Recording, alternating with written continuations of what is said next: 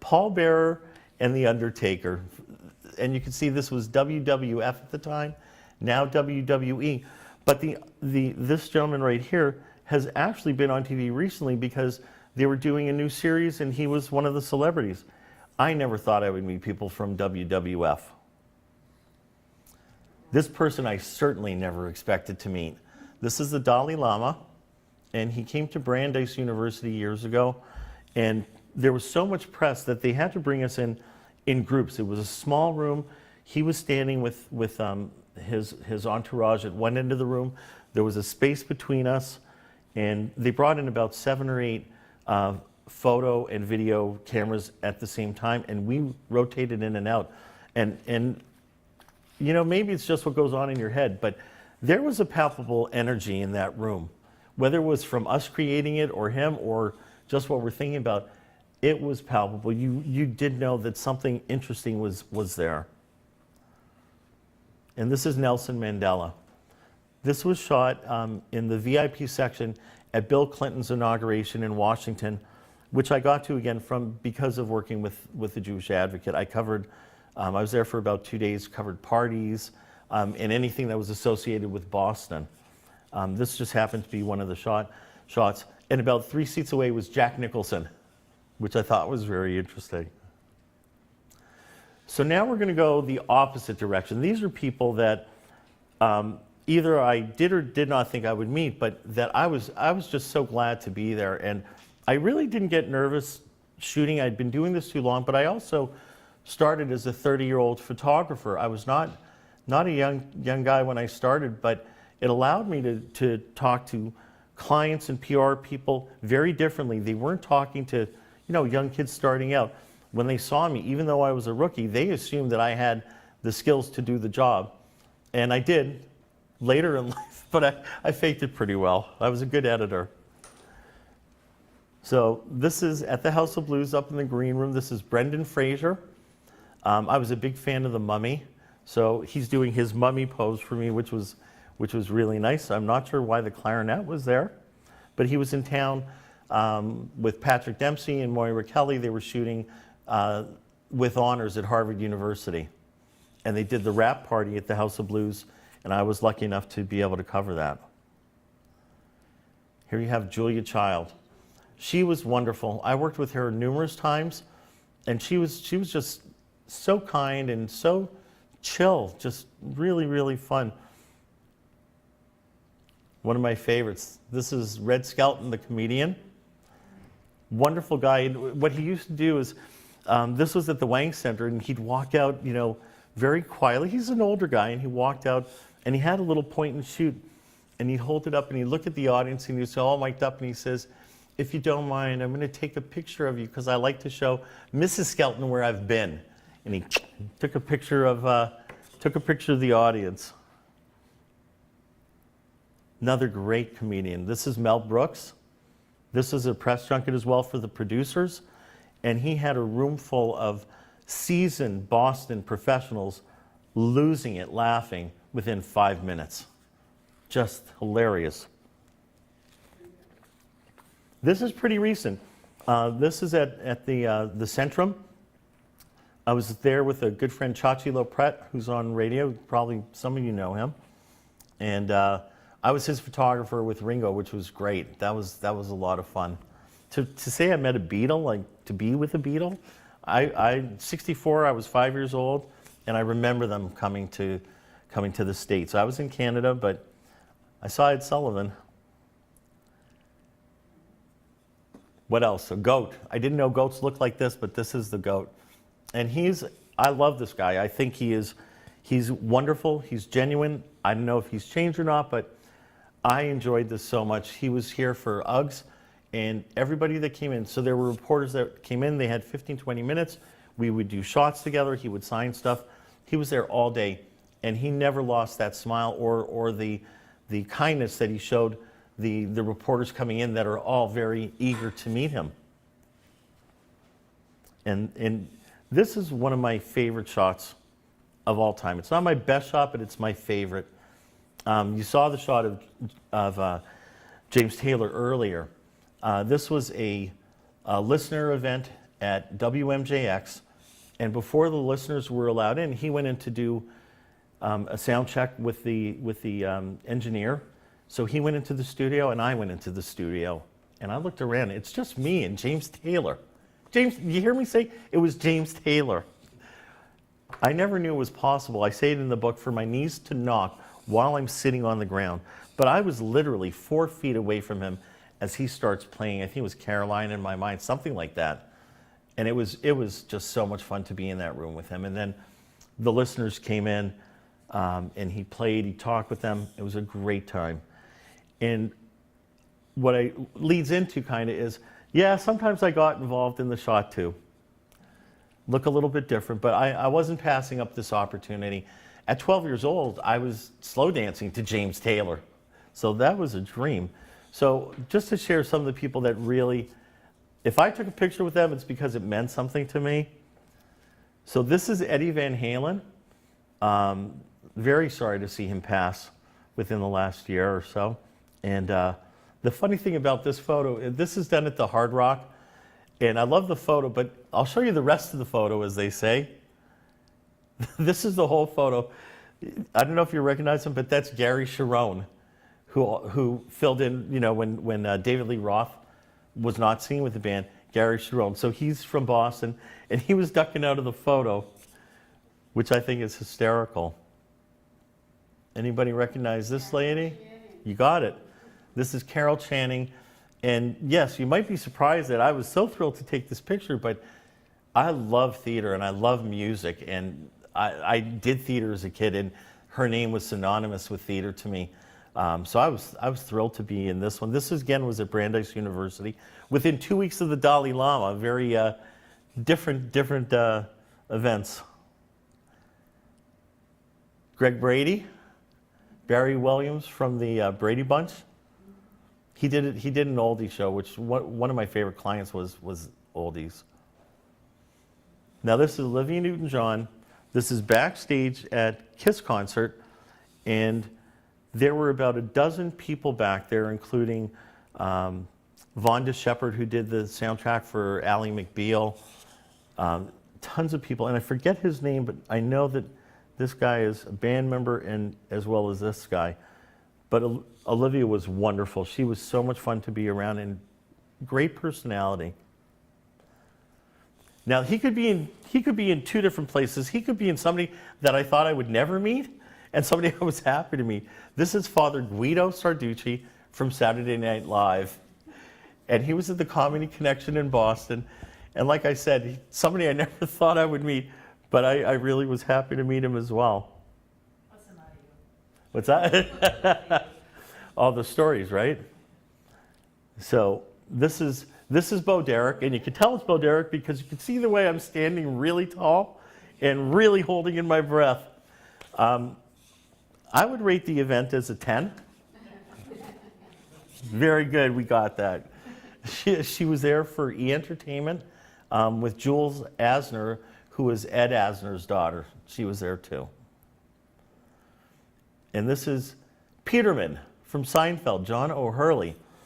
And the reason this shot was so important to me is because I got my first free phone and my phone number because of this man. He had no idea that I got it because of him, but it was 98, and this was the marathon. So literally it was 2 days before the marathon, so pretty close to where we are right now.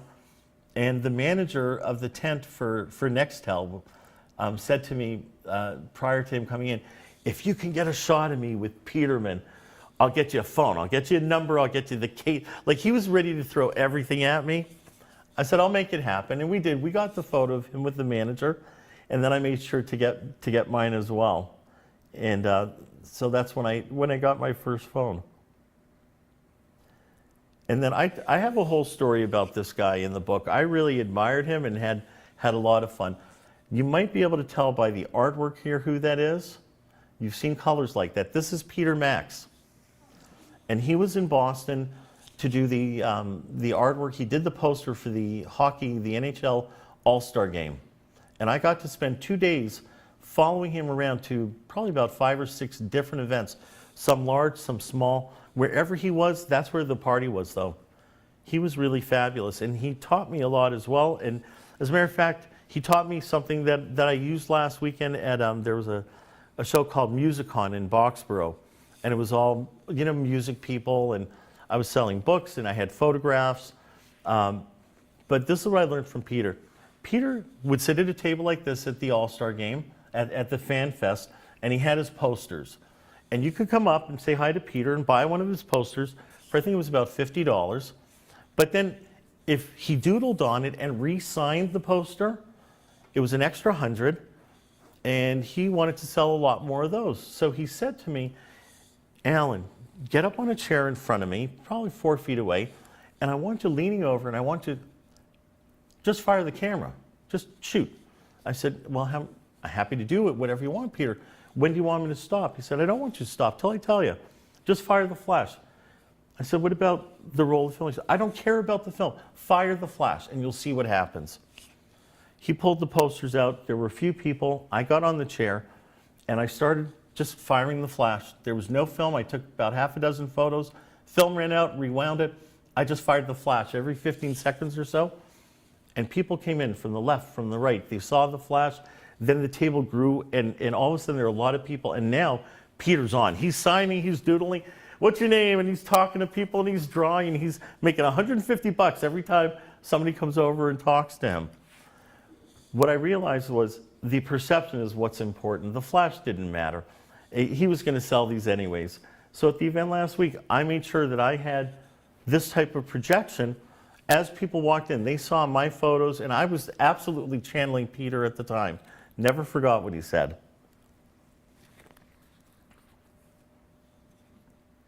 So now, I call this the judges. As I was going through my photos, I realized that a lot of the people that I had shot over the years, almost 20 years at, 13 years at Kiss Concert, 10 years at Oldies. I shot for WBZ, I shot for Kiss, for Jammin', ROR, Magic, House of Blues, Hard Rock. At that point in the 90s, this is 92 to 97, let's say, I literally was shooting for every radio station, including WCRB, and I was going down to WGBH as well. I was out every weekend shooting music, and people knew me as that photographer.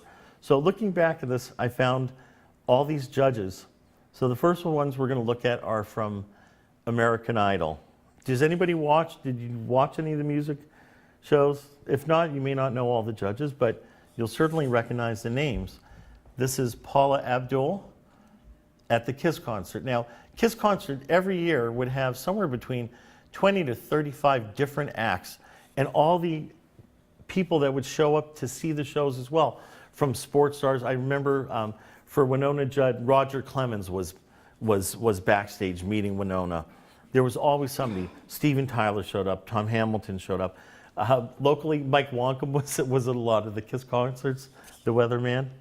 So Steven Tyler was a judge as well. This is really early on. This is at the Boston Music Awards at the Orpheum. One of the few times that I was in the front row and wished I wasn't in the front row. I thought I was doing really well. I had my camera all ready to go. The minute the band walked in, the 30 or 40 other photographers were all on top of me. I barely got a shot off. I was being knocked around, but I was very pleased with this one. This is J-Lo. Again, at Kiss Concert. And what they were wonderful about, this is when Richie Balsba owned the station. The acts were big, small. They had people in the early parts of their career. Christina Aguilera was there when she was about 15 or 16. Britney Spears at 15, 16. Alicia Keys, about the same age, right at the start of their careers. But at those same shows, you would see Rod Stewart, Tom Jones, Carly Simon. I mean, some really big names.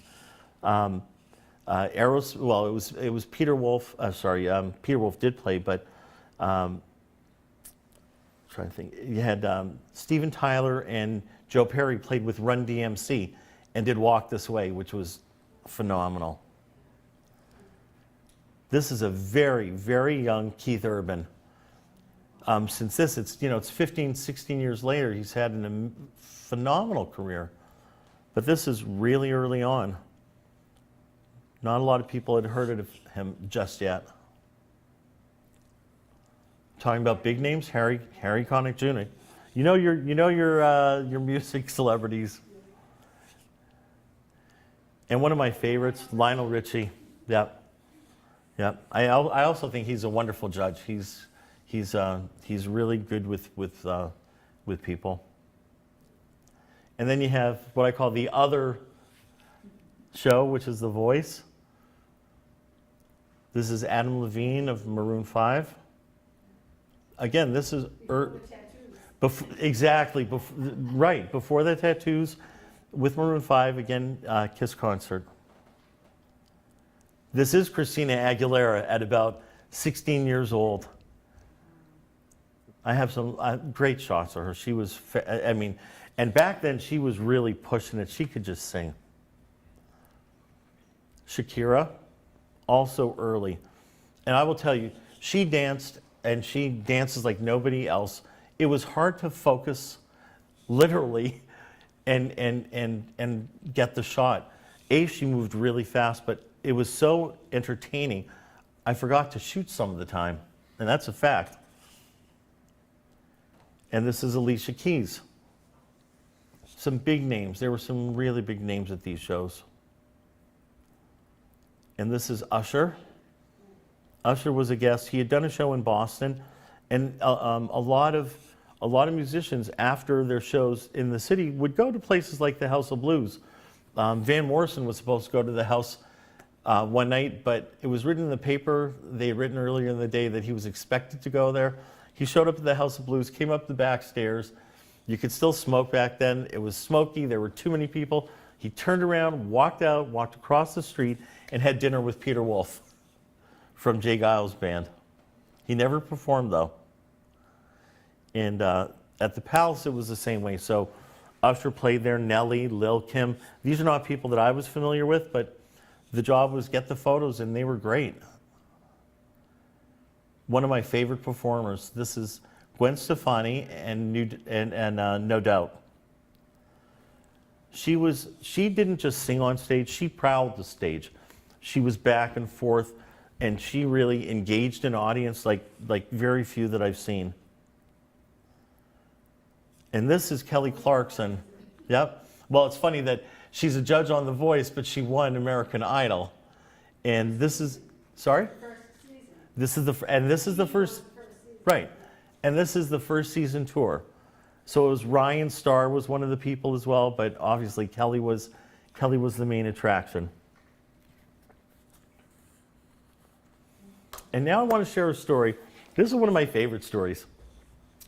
This is about Dan Rather and Larry King. And why is it my favorite story? Well, one of them, because I introduced the two of them to each other. Okay, so how'd that happen? Well, Dan Rather was at Boston University for, he had donated his collection of letters and his flak jacket and gas mask. They collect celebrities at Boston University that have some connection to the university. So as an example, Martin Luther King Jr. has half of his life's works at BU, and the other half is at Morehouse. So Dan Rather's stuff is at Boston University, and it was an earlier in the day event. And we're upstairs, and he's talking to the woman that I'm working with, Vita, and he mentions to her that he had just filled in for Larry King earlier in the week. And I found out later that wasn't that unusual, that Dan had filled in a few times for Larry, but Dan says he's never met him. And I knew something they didn't know, which was I was working with Larry King that same night. He was in town to get an award from the March of Dimes as Man of the Year. So I knew Larry was there. I just heard Dan hadn't met him and that he'd filled in because Larry had been sick earlier in the week. So the wheels started turning, and I know if I can get a shot to the Globe or the Herald, I can make some money. So I'm trying to figure out how this is going to work. And then I hear the best part, which is Dan Rather's going to be at the Copley Fairmont Hotel, and we're at the Westin, directly across the street. So I asked Dan, I said, if I can get Larry to come over, would you be willing to, to meet him and get a shot? And he said, absolutely. He was thrilled. So I have this information. I go to the March of Dimes. I have a quiet minute with Larry, and I say, Mr. King, I worked with Dan, just what I told you. I worked with Dan Rather earlier in the day. I know that he'd filled in. You haven't met. would you be able to take a few minutes with me and we'll go across the street, he's literally across the street, and I'll introduce you. And he said, that'd be fabulous. So we waited until the salad plates came down. Larry wasn't sitting around for that, and nobody was looking at us or worrying. He said, let's go. So I'm with my camera and my battery pack, and Larry's in a tux, and we're walking across Dartmouth Street, Dartmouth, from one hotel to the other. I'm putting my hand to stop the traffic, and we get over there, and the woman from BU, who knew that I was coming over, she met us at the door. I called ahead. She met Larry, and then the three of us went down to the room where Dan was. And this is what happened. It was wonderful just to be the person, you know, to introduce them. Not really, I mean, they knew each other. They had talked many times, but they had never met in person. And it's a shot like this. There's one more, but this is the shot basically that ran in the paper that put money in my pocket again. But it got even more interesting than that, because something I did not know is, and Larry King told the story to people at the March of Dimes, was that on his way into Boston from New York, he was on a private plane, and the plane got caught in the tail wash of a jumbo jet. And the plane did a huge nosedive and almost flipped over. He was terrified. And he told that story, and I had that photo, and I called a contact of mine that I thought might be interested, and it ran nationally in Us magazine. And that was my first time being in a national publication. And you could see him, he's telling the story of the two planes. So Us had been pretty good to me as well after that. There were a few other times that I was in the right place at the right time in Boston. Well, here's me and Larry. At the end of all that, I figured I needed a shot with him as well. Oh, I guess I don't have the other shots of from Us. There's stuff in here. I'm sorry. So I think that is my last shot. I mean, you ended with Larry King. What's better than that? So thank you for coming. I'd like to know if there are any questions. Not a single question. All right, I'll tell you a story, quick story that happened in Quincy. Does anyone remember Waterworks? Yes. Great. So Waterworks had the Bahama Beach Club, and I had worked for them a few times, and I was there this night because there's a local guy, his name is Neil Burns, and he does a Steven Tyler, not impersonation, it's a tribute, and they're the only band that Aerosmith acknowledges as like they're a real tribute band. Neil looks a lot like him and played it up, and they were playing that night. So I was there to photograph the Beach Club and Neil, and the club gets a call, as far as I know. This is my version of the story. I heard later it was a little bit different, but from where I was standing, this is what I heard, was that Bruce Willis was showing up at the club that night. He was in town. He knew it was Liv's birthday, I think, and he was friends with Steven because of Armageddon. So it was plausible that he was there. Except that earlier in the day, it was reported in one of the papers that he'd been down south doing something else, and there was very little chance of him having been up here to get there that night. But a black limo pulls up, about 4 people get out, and one of them is Bruce Willis. The nose, the look, head down, the scruffiness, the whole thing. He walks in, nobody stops him. The manager, they just stay this way and they direct him in. And he goes to the bar and he sits down, and people start buying him drinks. He's just sitting there like this, people are around him. I'm down here taking some pictures, and he's just hanging out like, he didn't say a word. He didn't say he is, he isn't. But everybody is treating him as though he's Bruce Willis. I, at this point, realize, I'm looking at him, I'm like, there's no way. And then he's asked if he would get up on stage. And the guy plays harmonica, like Bruce. And he got up on stage with the fake Steven Tyler and the fake Bruce Willis, and they did a couple of songs, and he was really good. But it was not Bruce Willis, and it was not Steven Tyler, but it was